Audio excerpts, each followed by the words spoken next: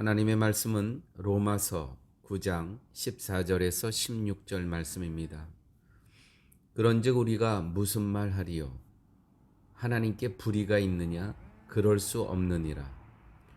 모세에게 이르시되 내가 긍휼히 여길 자를 긍휼히 여기고 불쌍히 여길 자를 불쌍히 여기리라 하셨으니 그런즉 원하는 자로 말미암도 아니요 다른 박질하는 자로 말미암도 아니요 오직 긍휼히 여기시는 하나님으로 말미암이니라. 아멘. 성도로 이 땅을 살아간다는 것은 늘 세상과 부닥치고 충돌이 있고 마찰이 있는 게 너무나 당연합니다. 왜냐하면 복음의 시스템과 세상의 시스템은 완전히 다르기 때문입니다. 인간의 상식은 열심히 일한 자에게 상을 주고 게을리 한 자는 벌을 주는 것이 세상의 상식입니다. 착한 일을 한 자를 사랑하고 나쁜 일을 한 자를 미워하는 것, 이것이 세상의 이치고 세상의 상식입니다. 인간의 모든 생각과 행동은 자연스럽게 선악에 의한 상벌로 귀결됩니다. 그런데 하나님께서는 태어나기도 전에 사랑할 자와 미워할 자를 결정했다고 하십니다. 내가 야곱은 사랑하고 에서는 미워함이라. 이 말씀이 로마서 9장 13절에 있는 말씀입니다. 성탄절만 되면 생각나는 사람이 산타클로스 할아버지입니다. 산타클로스는 아이들에게 선물을 가져다 주는 사람입니다. 우리가 그 캐롤성이 있죠. 누구에게 선물을 주냐면 캐롤성 가사가 그렇습니다. 나쁜 아이, 착한 아이, 울면 안 돼, 울면 안 돼. 산타 할아버지는 우는 아이에게 선물을 안 주신대요. 착한 아이에게, 울지 않고 착한 아이에게 선물을 주신다. 이것이 인간의 상식입니다. 우리가 복음 성가를 들어보면 말씀에 반하는 그러한 가사 내용이 많이 있습니다. 예를 들어서 당신은 사랑받기 위해 태어난 사람이 아니고요, 사랑하기 위해 태어난 사람이죠. 이렇게 우리가 복음성가 가사도 우리의 입맛에 맞게, 세상의 상식에 맞게 쓰여진 가사들이 꽤 있습니다. 산타 할아버지는 착한 사람에게 선물을 갖다 주고, 이제 이런 것들은 복음의 말씀과 부닥치는 거죠. 16절 말씀입니다. 그런즉 원하는 자로 말미암도 아니요. 다 사랑받기 원합니다. 나 사랑받기 원해요. 그렇게 원하는 사람에게 하나님께서 사랑하고 구원을 베풀어 주신 것도 아니요. 다른 박질하는 자도 말미암도 아니요. 다른 박질이란 내가 열정과 열심과 온 노력과 온 힘을 다하여 사랑받기를 노력하고 구원받기를 노력합니다. 근데 그렇게 해서 되는 게 아니라는 것이죠. 하나님의 사랑과 자비가 우리가 원한다고 해서 주어지는 것도 아니고, 또 사랑을 받기 위해서 애쓴다고 주어지는 것도 아니라는 말씀입니다.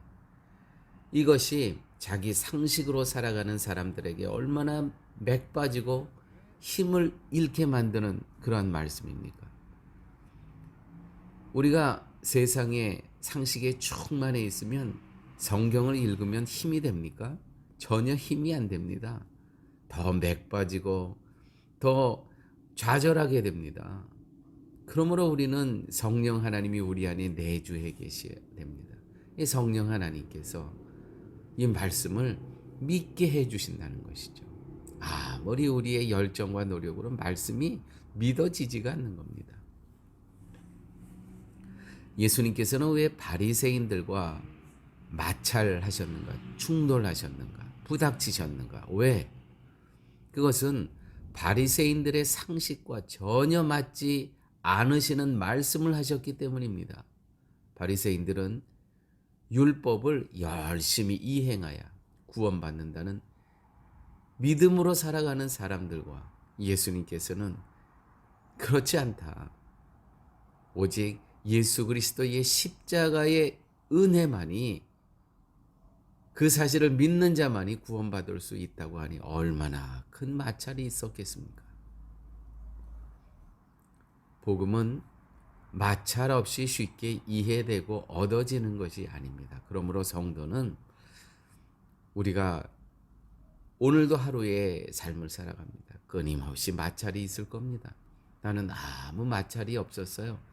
그건 내가 성도의 삶을 살지 못했다는 반증이고 증거입니다. 말씀대로 살아가면 곳곳이 지뢰밭입니다. 성도에게 세상은 지뢰밭으로 깔려 있습니다. 왜요? 다르기 때문에. 복음은 세상의 상식과 끊임없이 마찰되고 충돌되는 과정 속에서 서서히 세상의 상식이 무너지게 됩니다. 성도가, 오늘 우리는 그렇게 세상의 것들이 무너지는 존재로 오늘 여기에 있는 겁니다. 하나님의 하늘의 원칙이 새로운 상식으로 자리 잡게 됩니다. 이거 얼마나 놀라운 하나님의 은혜입니까? 하늘의 원칙이, 하늘의 상식이 새로운 상식으로 나에게, 우리에게 자리 잡혀가기 시작합니다. 이것이 바로 성도의 일생이라는 것이죠.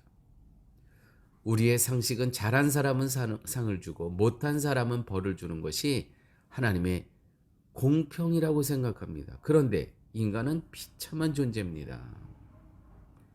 과연 우리 안에 선함이 있습니까? 우리 안에 선함이 전혀 없습니다. 우리 안에서. 그리스도의 십자가의 은혜가 없다면 우리 자체로는 선함을 만들어낼 수가 없는 겁니다.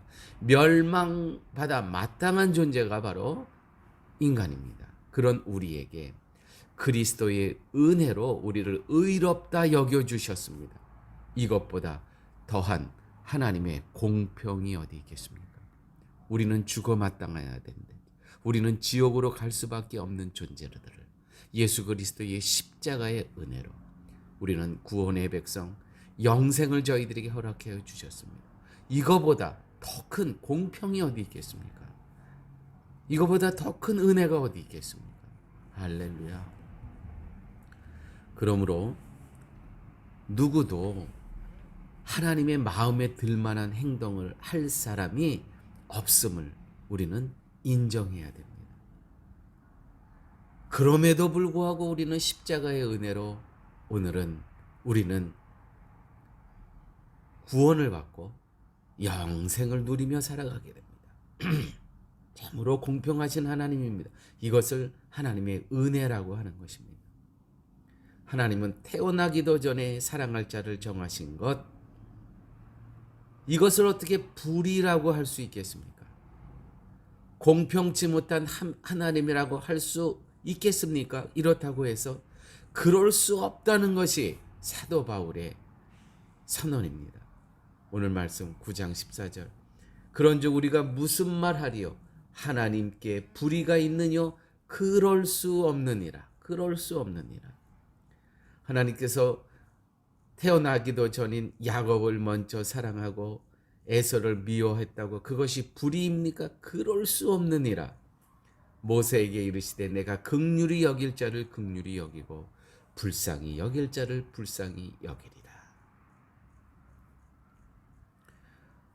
오직 예수 그리스도의 십자가의 은혜로 우리는 이 구원을 이 땅에서부터 누리고 살아가는 겁니다. 오늘 뒤돌아보게 되면, 나의 삶을 뒤돌아보게 되면, 정말 하나님께서는 예정 가운데 나를 택해 주신 거 맞습니다. 나같이 정말 하나님 앞에 불충하고 불성실했고 하나님 앞에 정말 멸망받아 마땅한 존재를 오늘 예수 그리스도의 십자가의 은혜로 구원받은 백성으로 살아가는 오늘의 모습을 보게 되면 예전 가운데 나를 택해 주심이 맞구나. 아멘이구나. 이 고백이 나올 수밖에 없다는 것이죠. 성령 받은 자는 이것을 아는 자입니다. 무엇을 알아요? 예전 가운데 나를 하나님께서 택한 자녀로 삼아주신 이 사실을 알게 된다는 것이죠.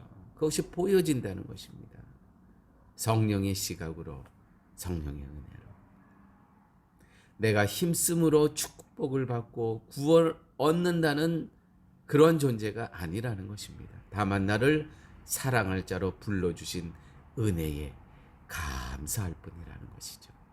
성도의 삶은 하나님의 은혜와 사랑을 이 땅에서 표현하며 살아갈 뿐입니다. 그러므로 성도는 늘 기뻐하고 늘 감사하고 어느 시간에서든지 하나님과 깊은 사귐의 시간을 갖고 살아가는 존재, 성도의 삶입니다. 아버지 하나님 감사합니다. 오늘 말씀 가운데